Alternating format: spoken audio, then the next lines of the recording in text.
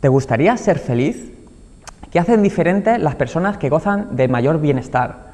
Es más, ¿quieres conocer consejos prácticos para mejorar tu felicidad? Si te interesan estas preguntas, te invito a que nos acompañes en el programa de hoy. Muy buenas noches, mi nombre es Fabián Villena y esto es Actitudes Positivas.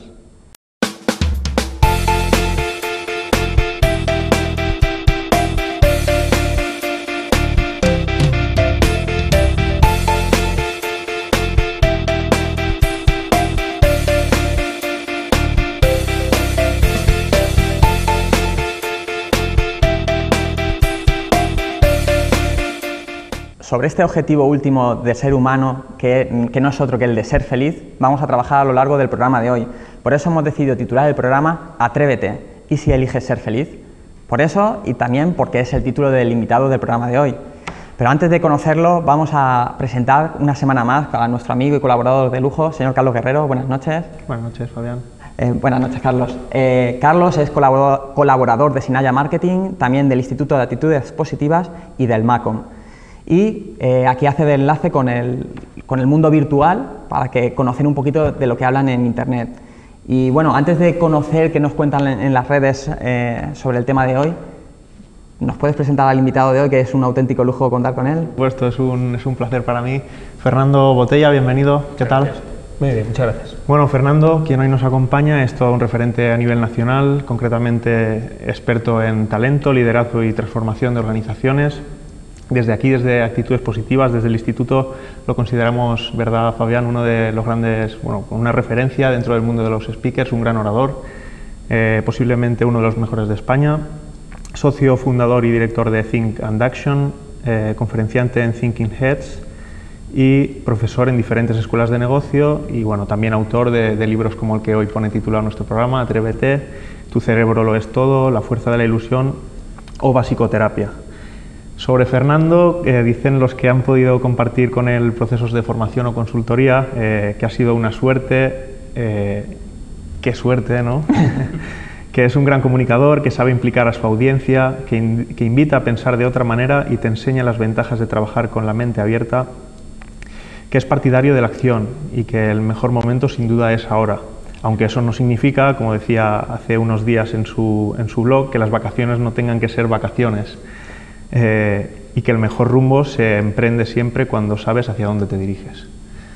Bienvenido, Fernando, un placer, de verdad. Muchas gracias, Carlos, y muchas gracias, Fabián. Un placer enorme estar aquí con vosotros. Muchísimas gracias, Fernando. Y antes de empezar con la entrevista, vamos a dejar 3 claves que entendemos que son importantes a la hora de tratar el tema de hoy. La primera de ellas sería la de tener claro tu escala de valores. Y para ello, lo primero es hacer algún tipo de ejercicio en el que tengas claro cuáles son esos valores de alguna manera que quieres que tengan mayor presencia en tu día a día para luego poderles ser fiel, porque si no los conocemos difícilmente podemos serle fiel. Yo creo que más de uno nos ha ocurrido alguna vez de esto de que estás todo el día trabajando y llegas por la noche y tienes la sensación de que no has hecho nada, ¿no? Y realmente es porque no has hecho nada importante según tu propia escala de valores. La segunda clave de la que yo os hablaría sería la de disfrutar del momento presente. Hay un síndrome que cada vez creo que está más extendido, que es el síndrome de la felicidad aplazada. Seremos felices cuando hayamos logrado X objetivo y luego cuando hemos llegado a ese objetivo enseguida es una felicidad efímera y enseguida nos marcamos otro. Es muy importante tener una visión, tener objetivos, pero nunca se nos tiene que olvidar el disfrutar del momento presente. Si estás viendo un programa, disfruta del programa, si estás comiendo, disfruta mientras comes. Y la tercera clave de la que yo os quería hablar sería la de ayudar a los demás. Pocas cosas son tan potentes para ser feliz como la de ayudar a otras personas. Diversos estudios así lo demuestran. Y bueno, yo creo que desde nuestra práctica, si lo recordamos, pocas veces hemos sido tan felices cuando sabemos que estamos aportando valor a la vida de otros. A modo de síntesis, las 3 claves serían la de ten claro tus valores, disfruta del momento presente y ayuda a los demás. Pero sobre todo esto nos va a contar muchísimo más Fernando Botella, nuestro invitado de lujo hoy aquí. Y antes de eso, un pequeño inciso. Carlos, ¿qué es lo que nos cuentan en Internet sobre el tema que tratamos hoy? Yo también estoy deseando empezar a entrevistar a nuestro compañero Fernando, pero bueno, damos 2 pinceladitas de esas curiosidades que sabes que me gusta buscar, ¿no? O rastrear por Internet del tema que nos aborda cada día. Concretamente hoy, curiosidades, como los típicos estudios, ¿no? Que en este caso un estudio que afirma haber encontrado los 10 países más felices en el mundo, ¿no? Donde vivir. A mí me hace un poco de gracia, en cierto modo, ¿no? Porque no creo que por el hecho de ir a vivir a ese país simplemente nos convirtamos en felices. Igual alguien después de un estudio de este tipo dice, me voy a vivir a... Bueno, hay bastantes países de la zona de Escandinavia, ¿no? De Escocia, bueno, hay Suecia, también Dinamarca, exacto, Noruega, países nórdicos. También recientemente el Papa Francisco se atrevió, el Papa Francisco, a quien admiramos independientemente de la religiosidad, ¿no? por su papel, se atrevió a dar unos 10 consejos, ¿no? para ser más felices, y algunos tan sencillos como simplemente algo que no nos paramos a reflexionar, y es disfrutar de la familia, ¿no? Disfrutar de un domingo en familia, disfrutar de tus nenes, disfrutar de esas pequeñas cosas. Y luego una última curiosidad, rastreando la raíz etimológica, si no me equivoco, de la palabra felicidad, creo que es Félix, si no recuerdo mal, y significa fértil o fertilidad. Tal vez por eso cobra sentido el hecho de que muchos afirmen que la felicidad es un estado a partir del que todo nace, ¿no? Y bueno, ahora ya sí que empezamos con la entrevista a Fernando. Muchas gracias, Carlos. Bueno, la primera pregunta que me gustaría plantearle a Fernando es, ¿qué es para ti la felicidad? Bueno, empezamos bien y fuerte, porque es un poco, Carlos lo estaba diciendo ahora, ¿no? Y él hablaba de la raíz etimológica, pero yo voy a intentar entrar en otros estados de la felicidad, ¿no? De la definición de felicidad. Sí que tiene mucho que ver con el concepto este de fertilidad, porque es donde nace todo y donde nunca acaba. Entonces, la fertilidad es algo que está siempre en continuo tránsito, está en continuo movimiento. La felicidad no es un estado más que una elección, es decir, no es tanto un estado como una elección. La felicidad es un camino, no es una meta. Entonces, en la medida que estás creando ese camino, que estás trabajando ese camino, que estás actuando en ese camino, lo estás disfrutando. Eso es la felicidad. La felicidad tiene mucho que ver también con la capacidad de hacer que tu realidad se acerque a tu expectativa. Fíjate, al final, cuando uno es más o menos feliz, es cuando tiene la capacidad de adecuar, en la medida que se puede, Ahora hablaremos después qué es lo que puede hacer que esto sea más fácil o más difícil, ¿no? Pero de adecuar la realidad que vives con las expectativas que tienes. Y eso no quiere decir que no tengas expectativas, quiere decir que las expectativas sean adecuadas. Se entiende muy bien si se pone un ejemplo analógico, o sea, una analogía, en relación a el mundo del deporte. Me puede gustar el tenis, por ejemplo, pero no se me puede ocurrir para ser feliz jugar en la ATP, porque probablemente con los más de 50 años que tengo y con la preparación que tengo va a ser muy difícil que, si de eso depende mi felicidad, yo vaya a ser feliz, entre comillas. Ahora bien, si de lo que se trata es de ser un veterano que juegue bien, quede entre los 10 primeros en la provincia de Guadalajara, pues a lo mejor va a ser más fácil. Voy a tener que prepararme igual, voy a tener que hacer cosas para ser feliz.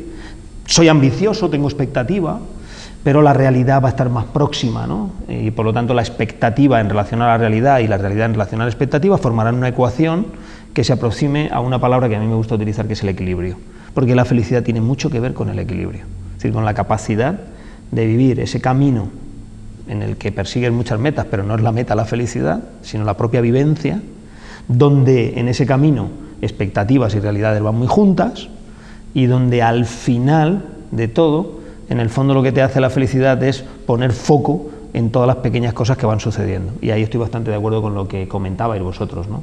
Pues esa ducha que te estás dando y que caen esas gotitas de agua y las disfrutas, o esa lectura sentado debajo de un árbol en verano, ¿por qué no? Ya que estamos en verano, ¿no? Disfrutando de una página sobre la que te das el permiso de leerla 3 veces porque te está gustando mucho y no pasa nada, ese vino frío de verano compartido con alguien, una conversación amable, o un paseo a la orilla del mar, ¿no? Eso es felicidad. La felicidad está en las pequeñas cosas, está en lo cotidiano. La felicidad hay que entenderla en el camino de lo cotidiano, por lo menos así es como yo la entiendo. Fernando, me consta que tienes gran experiencia tanto con directivos, con personas de muchos perfiles. ¿Cuáles son los principales obstáculos que encuentras a la hora de que la gente sea feliz? Hay un principal obstáculo, fijaros, que luego a su vez tiene múltiples consecuencias, ¿no? Pero hay un principal en mi modo de ver y en mi experiencia trabajando con muchos directivos, profesionales de diferentes mundos, ¿no? De diferentes además tipologías de empresa, unas son muy grandes, otras no son tan grandes, son pequeñitas, y también trabajando con organismos y organizaciones que sean públicas o privadas, para que podamos tener todo perfil, ¿no?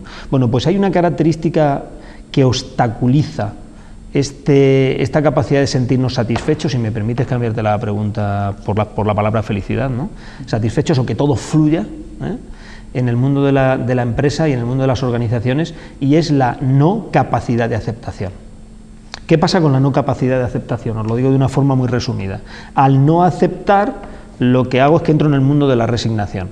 Entonces, al estar tocando la resignación en lugar de la aceptación, porque puede parecer lo mismo, pero no es lo mismo, la resignación me va a colocar en el no puedo, me va a colocar en el no debería de estar ocurriéndome a mí, esto no puede ser, ¿por qué me toca esto, por qué lo malo, etcétera? La resignación te coloca en el no, mientras que la aceptación te lleva al sí, te hace cambiar el no sobre el sí. El sí no quiere decir que voy a poder seguro. El sí no quiere decir que lo voy a conseguir seguro. El sí quiere decir que te haces una pregunta básica, que es ¿qué sí puedo hacer? ¿Qué sí de mí depende? ¿Qué sí está en mi mano?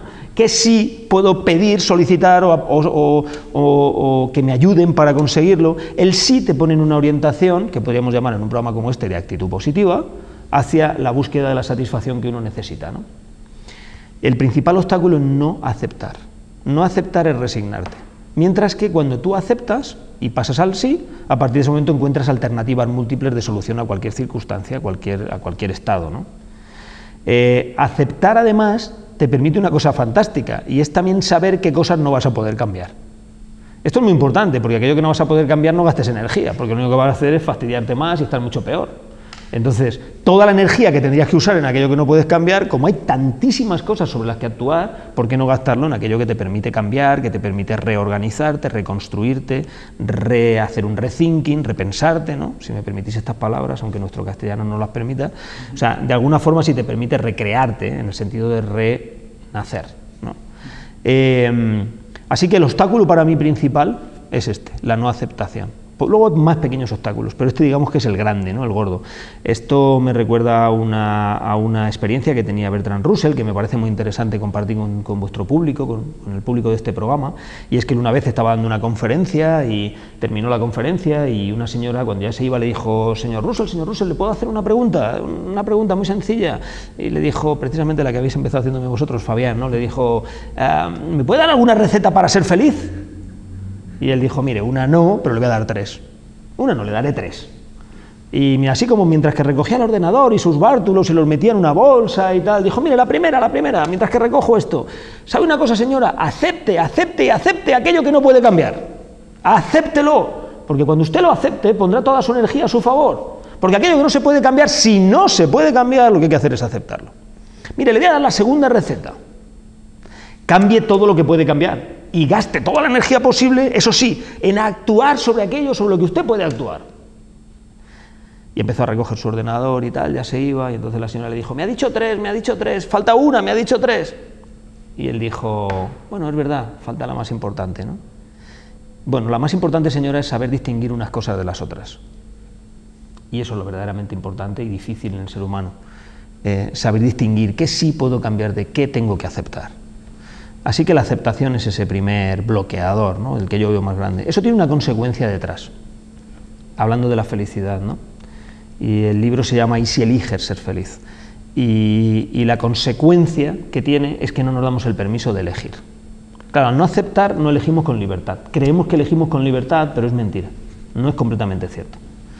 Porque cuando tocamos la excusa y nos estamos poniendo en una posición de víctima frente a las circunstancias que hay a nuestro alrededor, en realidad no estamos eligiendo con libertad. No estamos eligiendo porque no estamos aceptando aquello que no es cambiable, ¿no? Así que la consecuencia mayor que tiene la no aceptación es la pérdida de capacidad de aquello que verdaderamente nos hace libres a los seres humanos, y es la elección de la actitud con la que nos enfrentamos a todos los hechos. Qué bueno, ¿eh? Sí. Bueno, seguro que habéis escuchado todos desde casa, o incluso os habéis estado involucrados en alguna discusión de este tipo, ¿no? De las personas mayores dicen, es que los jóvenes de ahora no saben ser felices como los de antes, no se conforman, nosotros antes, tal. ¿Tú qué crees, Fernando? ¿Quién sabe ser feliz mejor? ¿La gente mayor, los jóvenes? Ya los mayores que dicen esto están empezando a preguntar con un pequeño problema lingüístico en la propia frase, ¿no? Empieza la frase diciendo, es que los jóvenes, y ya cuando empiezan con el es que, en el fondo lo que están es tratando la excusa. Da igual que lo diga un joven que un mayor. Cuando alguien empieza diciendo, es que los de antes no se divertían, o es que los de ahora no se divierten, al empezar ya con el es que, ya están tocando en el valle de los esques, Y en el Valle de los Esques los seres humanos difícilmente encontrarán una forma de ser felices, de vivir mejor, ¿no? Esto yo le llamo el modelo calimero. Ya sabéis que habían dos pollitos cuando yo era jovencito, ¿no? Dos pollitos, uno era Calimero y Calimero vivía en el Valle de los Esques. Es que el calimerismo te genera a estar ya fracasado de entrada, porque vives en una situación de víctima ante todas las circunstancias de tu vida. Bien.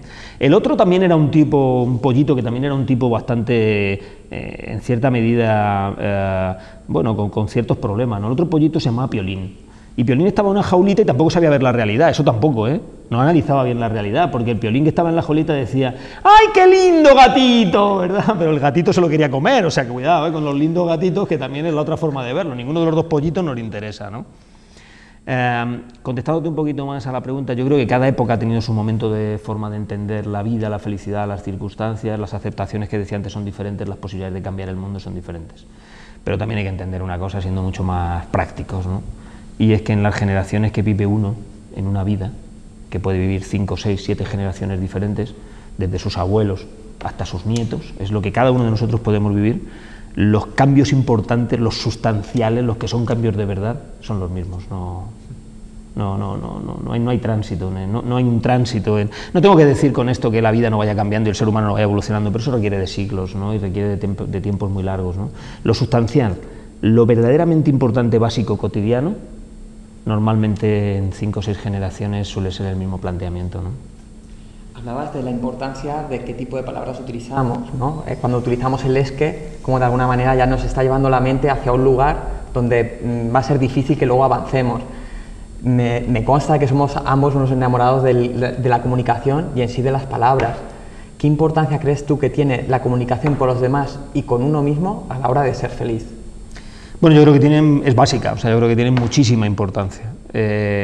Están los esques, están los yaques, yaque tal, o sea, hay muchos fenómenos de este tipo, ¿no? Los del quejío, que estos están todo el tiempo con quejío, más allá de que el quejío musicalmente esté muy bien para el flamenco y para algunos aspectos, ¿no? Pero claro, cuando la comunicación, el saboteador individual con uno mismo, que también utiliza una comunicación autodañina, ¿no? Y autodestructiva, a mí me gusta decir muchas veces en mis conferencias que si lo que uno se dice a sí mismo se lo dijera a sus amigos no tendría ningún amigo. Porque, claro, somos a veces tan negativos con nosotros mismos, ¿no? Somos a nosotros mismos a quien más nos decimos tú no puedes, no te atrevas, por ahí no se te ocurra pasar, el cliente no lo querrá, y si no triunfo, qué mal me va a ir, y todo ese tipo de cosas, ¿no?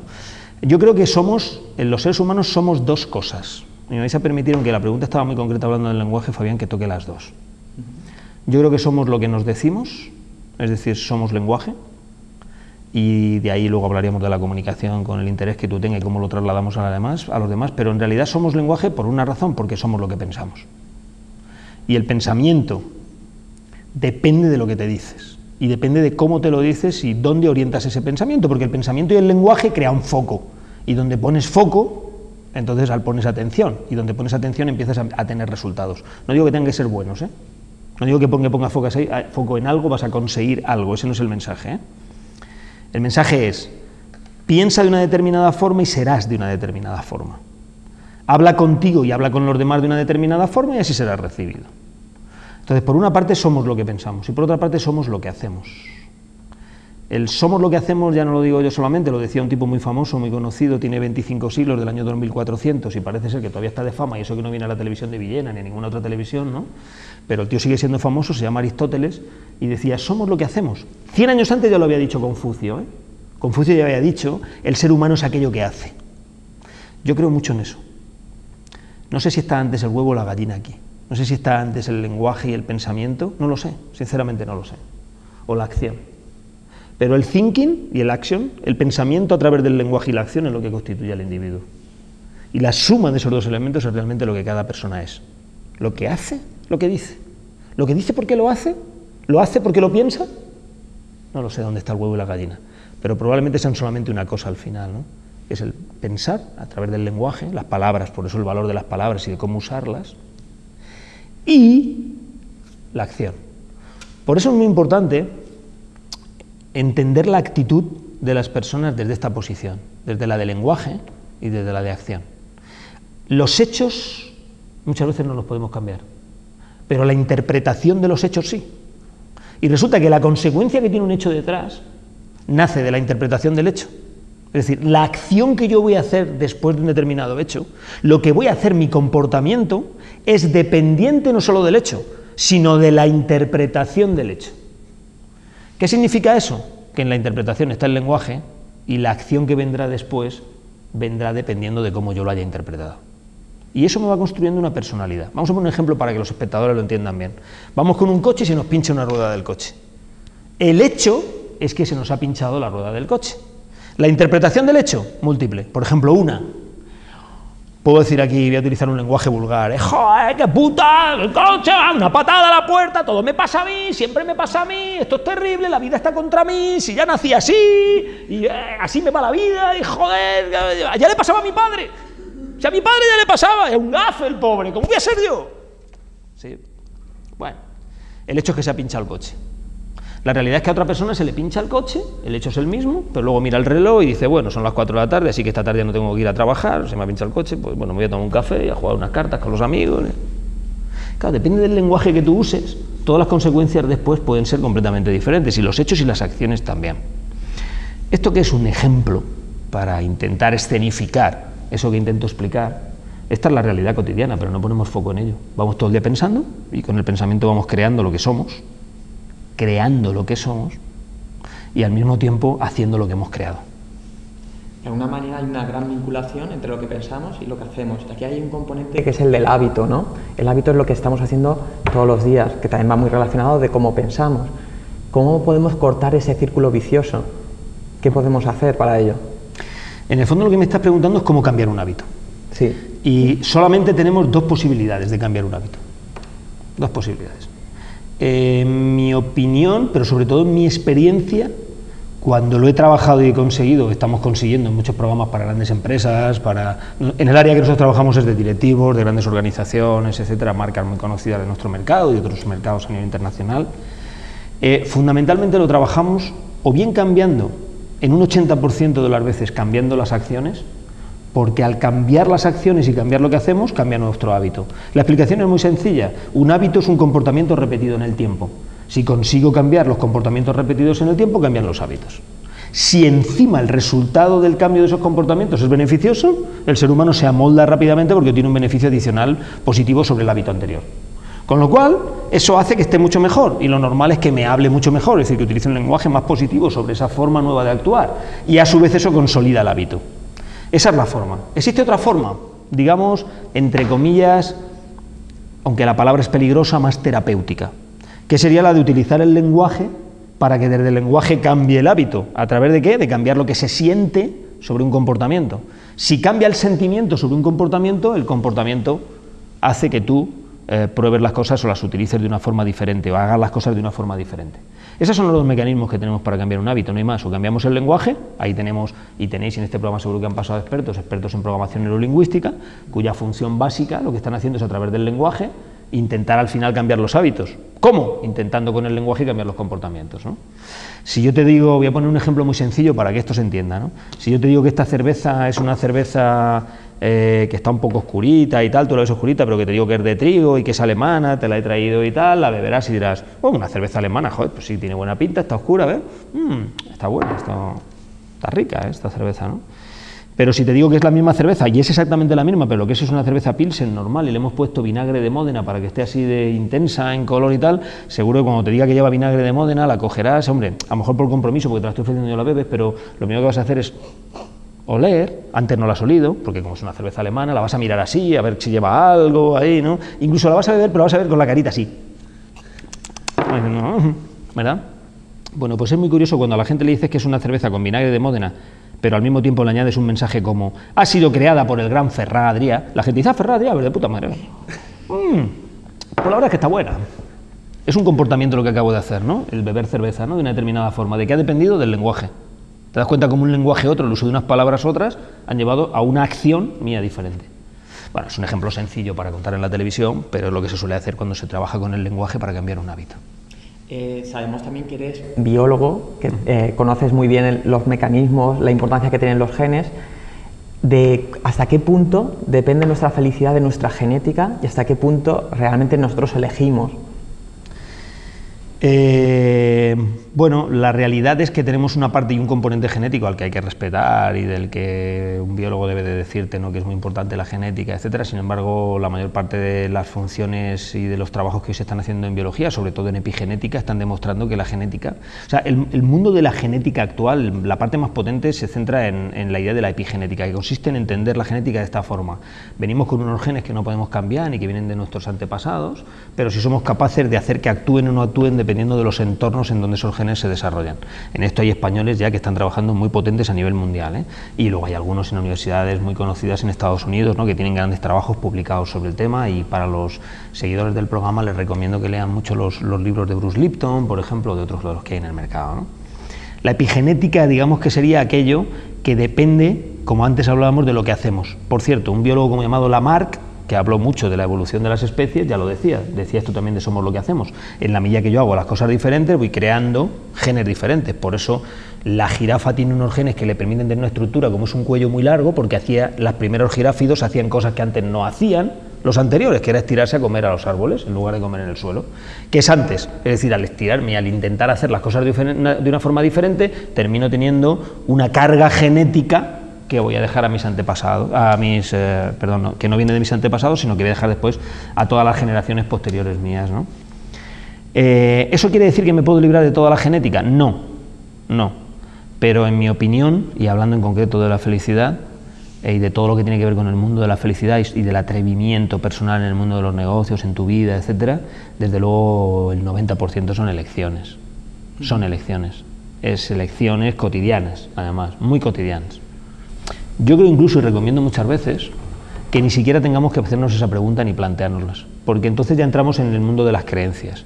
No es que como yo ya soy así, yo soy tímido, porque como es que mi abuelo era un tímido, si tú hubieras conocido a mi abuelo lo tímido que era, bueno, y mi padre ya ni te digo, vamos, es que en mi familia somos todos tímidos. Es que es genética.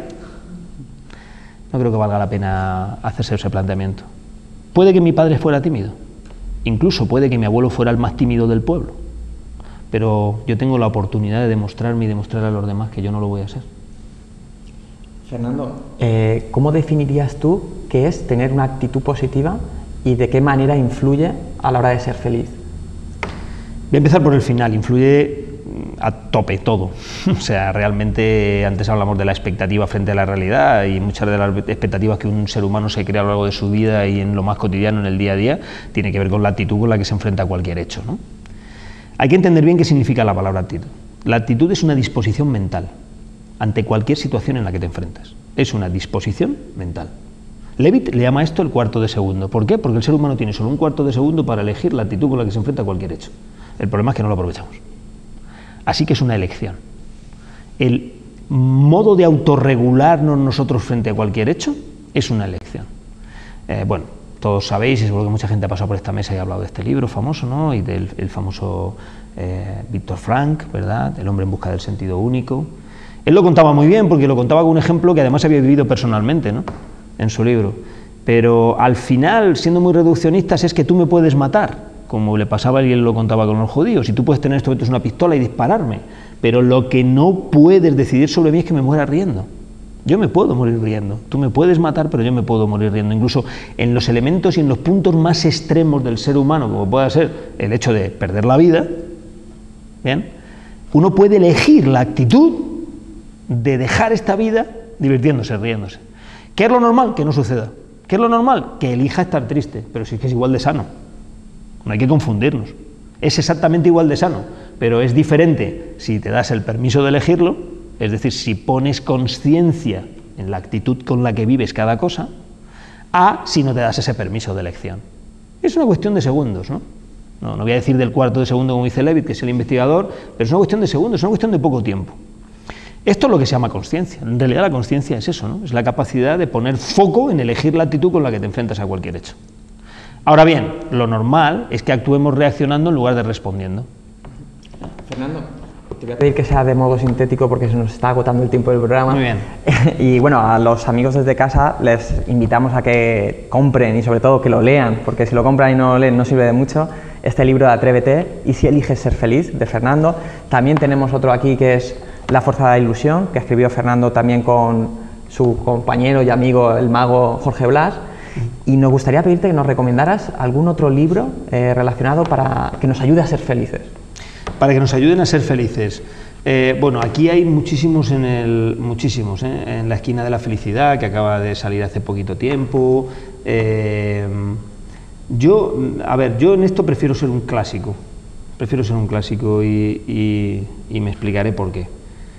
Yo creo que todo estaba ya escrito cuando hemos llegado otros a escribir este tipo de cosas, que escribimos, ¿no? Este tipo de libros de felicidad o del mundo del atrevimiento, ¿no? Porque en realidad ¿Y si eliges ser feliz? Es un subtítulo de un libro que se llama Atrévete. Y lo importante para mí está en la palabra atrévete, es decir, en esa capacidad que tenemos que tener los seres humanos de atrevernos a hacer las cosas que nos gusta hacer, ¿no? Y que queremos hacer, ¿no? Y el libro está escrito más que para definir la felicidad es ser la consecuencia. Por eso termina con una pregunta: ¿y si eliges ser feliz? ¿No? Pero el concepto es atrévete, ¿no? Esas las cosas. Como me pedías síntesis, te diré, yo me quedaría con el Quijote, que ya dijo todo esto y hay frases fantásticas, y así empieza el libro Atrévete en la primera página, hablando del Quijote, donde ya leyendo esa página ha valido la pena y se va a entender el resto del libro. Y luego lo segundo es El Principito, y aunque sea un clásico y todo el mundo lo diga, pero es que yo creo que cuando se escribió El Principito ya se escribieron todos los libros de autoayuda que cualquier otra persona pueda escribir, ¿no? Y más allá de cualquier libro de autoayuda, más cualquier libro de felicidad o de reflexiones sobre la propia vida. Yo creo que está todo ahí. Muchas gracias, Fernando. Carlos, sé que va a ser una labor compleja, pero de alguna manera, si nos puedes resumir a modo de tweets los 3, 4 claves que nos haya dejado Fernando. Tweet / titulares, ¿no? Titulares que interpretó alguien, ¿no? En el programa. Bueno, yo me quedo con 3. Uno, como hemos empezado el programa, Fernando ha dicho que la felicidad es un camino, no una meta. Me parece clave. No aceptar es resignarse y hay que pasarse al lado del sí, ¿no? Me parece una reflexión que todos deberíamos hacernos, qué sí puedo hacer. Y por último, que los hechos no se pueden cambiar, pero sí la interpretación de los hechos y qué hacemos después de esos hechos. Ese para mí sería el resumen a base de 3 titulares. Muchas gracias, Carlos. Y también para nuestros amigos de casa que quieran indagar un poquito más, algunos sitios de interés que nos dejes en Internet. Bueno, además de los libros que ya hemos recomendado, podemos seguir a Fernando a través del usuario en Twitter fb_think, ¿verdad? En su blog, el blog de Fernando Botella, que es fernandobotella.net, si no recuerdo mal. Bueno, les invito también, creo que durante todas las semanas intentamos aportar pequeñas claves, tanto en el ámbito profesional como personal, para que intentéis implementar en vuestra vida y poco a poco intentar ese camino, ¿no? Encaminarse, alinearse con ese camino de la felicidad aquí en el programa, en Actitudes Positivas. También el blog de Sergio Fernández, Pensamiento Positivo, un montón de claves súper útiles para, como decía, alinearnos con ese camino. Otro libro que nos hemos cansado de recomendar aquí en el programa, como es El Elemento de Ken Robinson, pero que nos hace reflexionar sobre cómo influye el estar alineado con esa pasión, y al final es o ama lo que haces o haz lo que amas, pero bueno, móntatelo como quieras, pero esa es la combinación clave, ¿no? Y bueno, creo que hay bastante ahí por donde coger. Tienen para elegir desde luego nuestros amigos desde casa. Y también para aquellas personas que quieran volver a vernos, que quieran también ponerse en contacto con nosotros, ¿cómo pueden hacerlo? Bueno, pues como ya sabéis, nos podéis encontrar en el canal YouTube Actitudes Positivas TV, en la página en la fanpage de Facebook Instituto Actitudes Positivas, a través de correo electrónico, si os queréis poner en contacto con nosotros, info@actitudespositivas.com. También estará disponible el programa dentro de un par de días en la web de intercomarcal.com. En redes sociales se me olvida Twitter, creo que somos Act Positivas. Bueno, también una infinidad de sitios donde nos pueden encontrar. Muchas gracias, Carlos. Y bueno, Fernando, te doy las gracias de corazón. Ha sido un verdadero placer contar contigo hoy aquí. Y bueno, yo creo que es difícil aportar tanto en tan poco tiempo. Muchísimas gracias y espero, voy a aprovechar así ya un poquito en público, aprovecho para, podremos contar otra vez contigo, hacerte una petición pública. Seguro que sí, cuando queráis. Cualquiera de estos días que esté por Alicante de nuevo, estaré encantado de venir a Villena y de estar con vosotros aquí. Un placer enorme estar con vosotros. Muchísimas gracias por haber invitado. Muchas gracias a ti, Fernando. Y bueno, Carlos, contigo también contamos para la semana que viene. Espero que sí, no hay ningún problema. Ok, muchas gracias, Carlos. Y bueno, también a nuestros amigos desde casa nos gustaría dejarle, pues como siempre hacemos últimamente cada semana, pues unos saludos especiales para Pepo Miralles desde Elda y también Gabriel Sigüenza también desde Elda. y también, como no, a nuestros community managers, ahora que cerramos temporada en Actitudes Positivas, a Monse Juan y a Jesús Martínez. Un abrazo muy grande desde aquí, y también, como no, a los dueños de la cadena Intercomarcal, que en su momento apostaron por nosotros, como Alfonso, Esther, y como no, a Eva, que todos los programas se arma de paciencia y bueno, nos apoya en cada uno de estos programas. Muchas gracias y esperamos volver a contar con vosotros en la nueva temporada. Muy buenas noches.